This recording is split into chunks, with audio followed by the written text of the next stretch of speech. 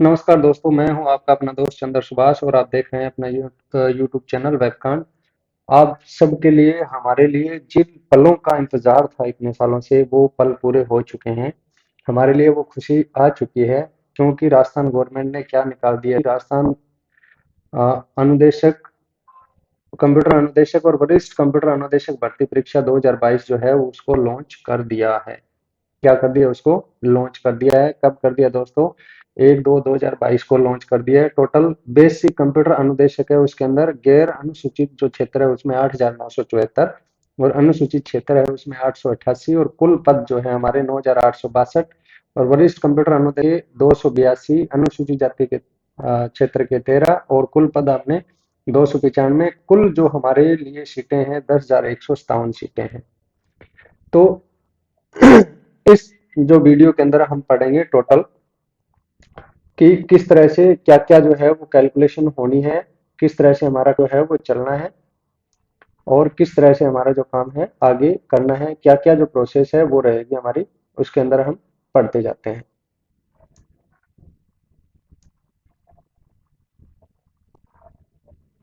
तो सबसे पहले हम ये देख लेते हैं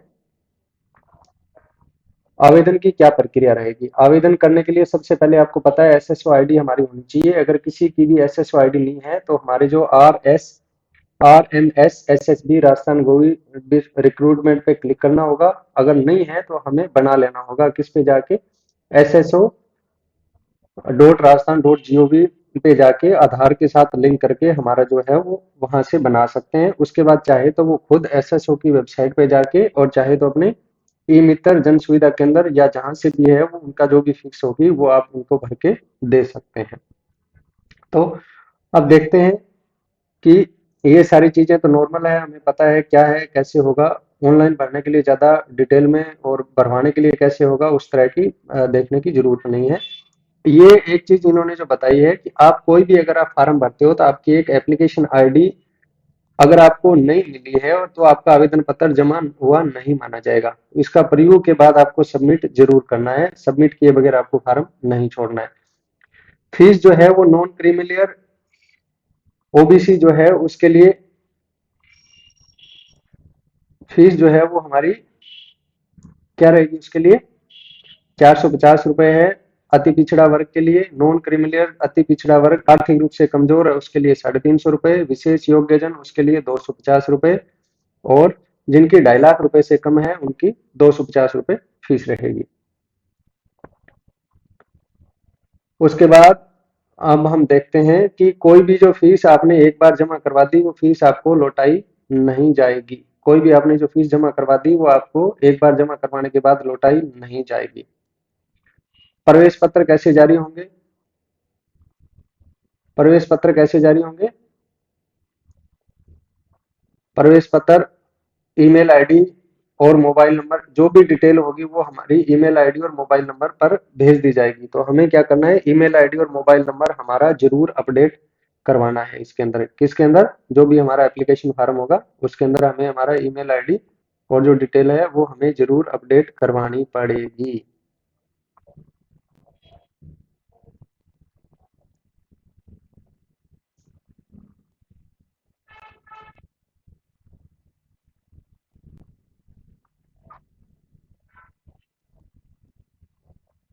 इसके बाद हमारी जो डिटेल है दोस्तों वो कि अब की बार इन्होंने क्या किया है कि जिले के हिसाब से जो भी है सीटें वो डिक्लेयर कर दी हैं। ये सारा चार्ट आपके लिए तैयार है पूरा। इस वीडियो के जो है नोटिफिकेशन, सॉरी, इस वीडियो का जो भी लिंक है उसके अंदर मैं आपको नीचे डिस्क्रिप्शन में इसका लिंक भी दे दूंगा, जहां से आप इसको डाउनलोड कर सकते हैं, देख सकते हैं। तो अलग अलग सीटें दे रखी है, जिले के हिसाब से आपको जो है वो भरनी पड़ेगी। सबसे ज्यादा जो सीटें हैं 499 सीटें हैं वो अलवर जिले के अंदर है। उसके बाद 475 सीट भीलवाड़ा के अंदर, 458 सीटें हमारी किसके अंदर? बाड़मेर के अंदर। उसके बाद 453 सीटें जो है वो चूरू के अंदर है। और सबसे ज्यादा सीटें जो है, सॉरी दोस्तों, 657 सीटें जो है वो जयपुर के अंदर है। तो उसके बाद जो है वो आरक्षण भी दिया गया है इसमें। आरक्षण का भी ध्यान रखा गया है इसमें कि कौन कौन किस किस तरह के आरक्षण किन किन को मिलेगा। जो टीएसपी वाले हैं उनको भी देखना पड़ेगा। अब बात आती है कि इनमें सीटें, ये कह रहा है कि बढ़ाई जो है बढ़ाई घटाई भी जा सकती है, इसमें अभी परिवर्तन किया जा, विज्ञप्ति जारी अनुसार कमी या बढ़ोतरी की जा सकती है। तो इसमें ये फिक्स नहीं है कितनी सीटें हैं, सीटें बढ़ने के भी चांस में है, सीटें बढ़ने के चांसेस भी इसमें।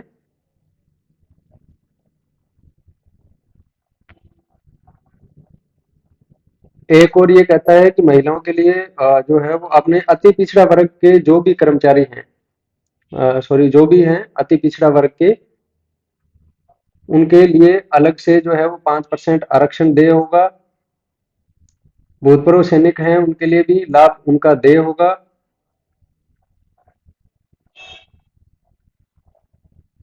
कोई व्यक्ति अगर पेंशन कर रहा है, पेंशन धारक है, तो उसके लिए भी डिटेल उसको देनी होगी। खिलाड़ियों के लिए भी आरक्षण इसमें दिए गए हैं, जो अंतर्राष्ट्रीय खेल या टूर्नामेंट चैंपियनशिप में जिसने भाग लिया है उनके लिए भी आरक्षित पद हैं इसके अंदर। उसके बाद अनुसूचित जो क्षेत्र हैं उनके लिए भी जो भी है गाइडलाइन जैसे जैसे हमारी जो चलती आ रही है उसके हिसाब से, जैसी सरकार की जो नोटिफिकेशन है उसके हिसाब से जो है वो जारी रहेगी। उसके बाद ये कहता है कि वेतन हमारा क्या रहेगा। वेतन जो वरिष्ठ कंप्यूटर अनुदेशक जो हैं, वरिष्ठ कंप्यूटर अनुदेशक जो हैं उनके लिए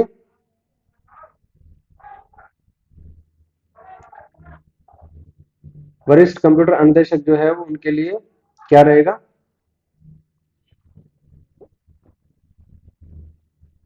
लेवल 10 का जो मैट्रिक्स लेवल है वो रहेगा। और जो बेसिक कंप्यूटर अनुदेशक है उनके लिए क्या रहेगा, लेवल 8 का रहेगा। ये कहता है कि सीधी भर्ती द्वारा परीक्षा नियुक्त परीक्षा दिन जो भी ट्रेनिंग है वो उसको मासिक जो भी फिक्स है वो आपको मिलता रहेगा। उसके बाद 2 वर्ष के बाद जो भी है उसको फिक्स्ड रिनोमिनेशन दे होगा, यानी वर्ष तक आपकी क्या रहेगी, ट्रेनिंग रहेगी। इसके बाद ही आपको पहले कोई भी आपको मकान भत्ता, किराया भत्ता, महंगाई भत्ता, क्षतिपूर्ति भत्ता, विशेष वेतन आदि जो चीजें हैं वो आपको नहीं मिलेगी, 2 साल के बाद ही आपको इसके अंदर मिलेगी। उसके बाद ये कहता है सबसे जो इम्पोर्टेंट पार्ट आता है हमारा वो क्या है, ये कहता है कि एज पर educational state of subordinate service amendment 2021 में इन्होंने अमेंडमेंट कर दिया था, जिसके अंदर सेक्शन डी लाया गया था कंप्यूटर विंग। उसके हिसाब से ये कहता है कि आपको अगर वरिष्ठ कंप्यूटर अनुदेशक के लिए एलिजिबल होना है तो आपको master in engineering, master in technology MTech या कंप्यूटर साइंस में, या आईटी कंप्यूटर आईटी में, या कंप्यूटर इलेक्ट्रॉनिक्स में, यानी कम से कम आपके पास मास्टर डिग्री होनी चाहिए। एमसीए हो या एमएससी हो या एमएससी आईटी या एमटेक जो भी है वो या इसके इक्विवेलेंट आपके पास होनी चाहिए। आपको देवनागरी लिपि में हिंदी या व्यावहारिक ज्ञान और राजस्थानी संस्कृति का आपको ज्ञान होना चाहिए। उसके बाद जो बेसिक हैं जिनके लिए ज्यादा सीटें हैं उनके लिए भी ये डी जो है वो कंप्यूटर विंग में अलॉट किया गया था। ये कहते हैं कि ग्रेजुएशन और ए लेवल या पीजीडीसीए मिनिमम होनी चाहिए। इसके अलावा bachelor in engineering, BE, BTech या कंप्यूटर साइंस में डिग्री, इंफॉर्मेशन टेक्नोलॉजी में डिग्री या सीएससी इलेक्ट्रॉनिक इंजीनियरिंग आदि डिग्री होनी चाहिए, या बीएससी इन कंप्यूटर साइंस या बीसीए होनी चाहिए, या इसके बराबर कोई भी जो हायर क्वालिफिकेशन है वो होनी चाहिए। आपको राजस्थानी संस्कृति का ज्ञान होना चाहिए। इसके अलावा अगर आप कोई भर्ती के पेपर दे रखे हैं तो वहां से आपको एनओसी लाना जरूरी होगा। स्वास्थ्य के लिए ये कहता है कि आप मानसिक रूप या शारीरिक दोष से मुक्त होने चाहिए जो, और आपको इसमें क्या करना, मुख्य चिकित्सा अधिकारी का जो है मेडिकल ज्यूरिस्ट देना चाहिए और कैरेक्टर सर्टिफिकेट आपको देना पड़ेगा। आप इसके अलावा आप भारत के नागरिक होने चाहिए। भारत, नेपाल या भूटान या तिब्बती या भारतीय मूल के कोई भी जो इन देशों में रह रहे हैं ये नहीं होने चाहिए। तंजानिया बसने के विचार से पाकिस्तान, म्यांमार, श्रीलंका, पूर्वी अफ्रीका देश, कीनिया, युगांडा, संयुक्त तंजानिया इन देशों में जो गए हैं वो फार्म नहीं भर सकते हैं इसमें से। और अन्य देशों में जो गए हैं वो पात्रता के अनुसार एज आपकी 1 जनवरी 2023 को 18 से 40 साल के बीच होनी चाहिए, इससे ज्यादा नहीं होनी चाहिए। इसके अलावा टाइप के हिसाब से जो भी आपको एज बेनिफिट है वो भी आपको मिलेगा। एनसीसी कैंडिडेट के लिए अलग से बेनिफिट मिलेगा। अनुसूचित जाति के लिए 5 साल की छूट है। अन्य पिछड़ा वर्ग के लिए 5 साल की छूट है। अनुसूचित जाति जनजाति और जो आर्थिक रूप से कमजोर महिला है उनके लिए कितने साल की? 10 साल की छूट दी गई है दोस्तों। कितने साल की छूट दी गई है? 10 साल की दी गई है। अधिकतम जो सीमा है वो 40 साल से ज्यादा नहीं होने चाहिए। इसके अलावा जो है वो नई भर्ती नियुक्त होने वाले कर्मचारियों के लिए पेंशन अंशदायी पेंशन पेंशन योजना लागू होगी। यानी कौन सी पेंशन योजना लागू होगी दोस्तों? एनपीएस, न्यू पेमेंट सिस्टम है वो आपका लागू होगा। इसके अलावा ये कहता है विवाह अगर आपने कर रखा है तो विवाह पंजीयन होना चाहिए। ऑनलाइन फीस जो है वो जमा कराने की तारीख 8 फरवरी 2022 से 9 मार्च 2022 तक रात को 12 बजे तक है, तब तक भरे जा सकते हैं। परीक्षा की संभावित तिथि आपकी मई जून 2022 के अंदर है। दोनों की परीक्षा एक साथ ही होगी। पहले अगर आपने कहीं से नौकरी कर रहे हो तो वहां से अनापत्ति जो है वो सर्टिफिकेट आपको लेना पड़ेगा। अब है कि किसी भी ऐसे पुरुष आवेदक को जिसकी एक से अधिक जीवित पत्नी हो चयनित के लिए पात्र नहीं माना जाएगा। जिन्हें 2 शादियां कर रहे हैं और जिन दोनों पत्नियां जिंदा है तो उनको जो है वो एलिजिबल नहीं माना जाएगा। ऐसी महिला आवेदक जिसने उस पुरुष से विवाह किया जिसकी पहली पत्नी जीवित है। एक ऐसी लेडी जिसने भी ऐसे आदमी से शादी कर रखी है जिसकी पहली पत्नी जिंदा है तो उसको भी नौकरी के लिए एलिजिबल नहीं माना जाएगा। कोई भी विवाहित आवेदक स्वयं में नियुक्त करने से पात्र नहीं होगा यदि उसने विवाह से समय दहेज स्वीकार किया हो। जिसने दहेज लिया हो वो भी पात्र नहीं माना जाएगा। कोई भी जिसकी 1/6/2002 या उसके बाद 2 बच्चे हों तो वो इसके लिए एलिजिबल नहीं होगा।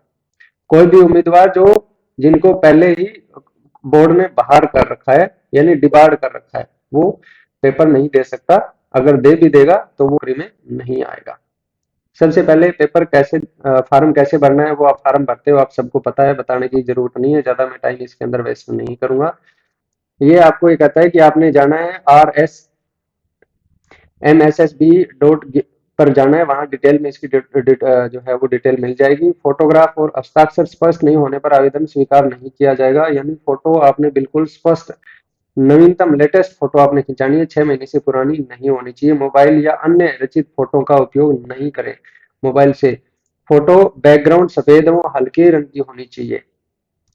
फोटो जो है वो चेहरे का आवेदक कम से कम 50% जो है फोटो पे आना चाहिए। आवेदक का जो चेहरा सिर किसी कपड़े बाल छाया या बालों द्वारा ढका हुआ नहीं होना चाहिए। आवेदक का सिर आंख नाक और ठोड़ी स्पष्ट रूप से दिखाई देना चाहिए।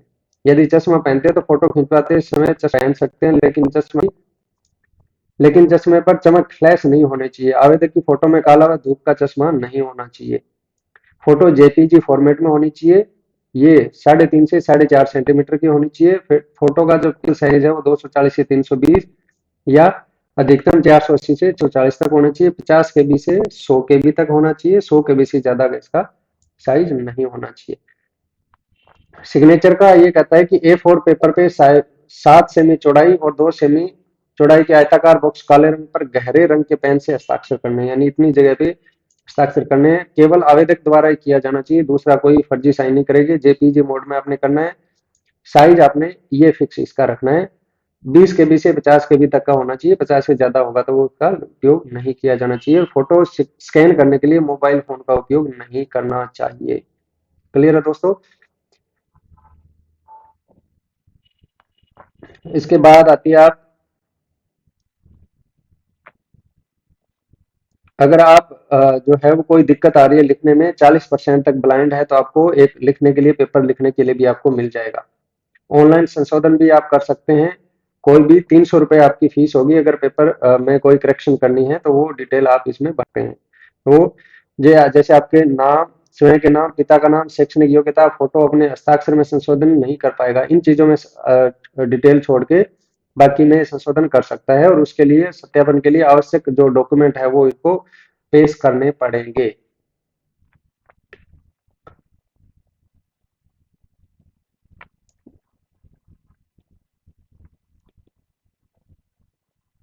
अब आता है सिलेबस। बेसिक कंप्यूटर अनुदेशक व वरिष्ठ कंप्यूटर के लिए पाठ्यक्रम। ये सीन जो है वो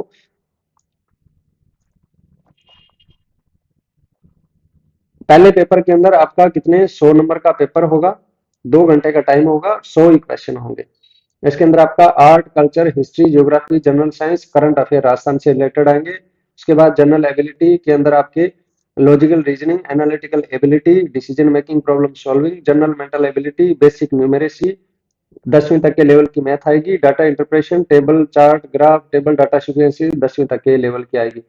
1/3 यानी 3 सवाल आपने गलत किए तो आपका एक सही सवाल गया। इस तरह की आपकी नेगेटिव मार्किंग रहेगी।